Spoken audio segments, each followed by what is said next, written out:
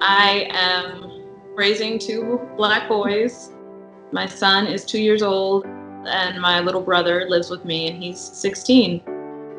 To me, he's still a little kid, but when I see him walk out of the house, just, to walk the dog, I see that he looks like a grown man to someone else. And, I worry for them. The discrimination that people of color face in the police state that we live in, it's just been insane.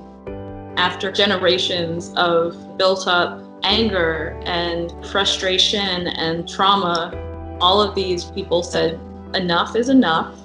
I can't take it anymore. And, it just exploded. I wanted to do something to help rebuild Baltimore. And I realized that what I could do was dye yarn and fundraise. So I took those two skills, put them together, and started Color for a Cause to help populations in Baltimore that are most vulnerable.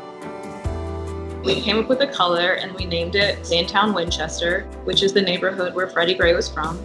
I put out there in my newsletter that we have this color, we'll dye it in any yarn you want, and every single penny that comes in is going to go to the fund for rebuilding Baltimore. And my mind was blown by the generosity of my customers and their desire to help.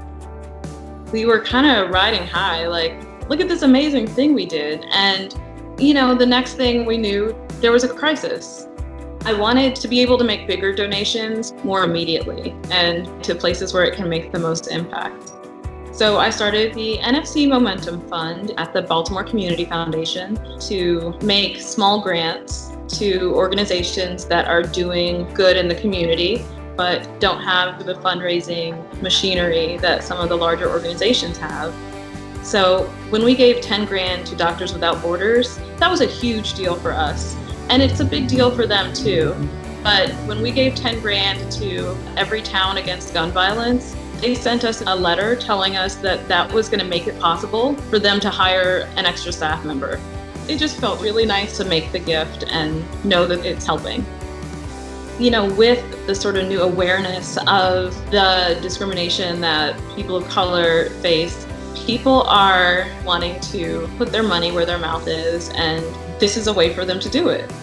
You may not be able to control politics or traffic or the weather, but you have this one small sphere where you are in charge of what happens, and that sense of empowerment can help you move forward.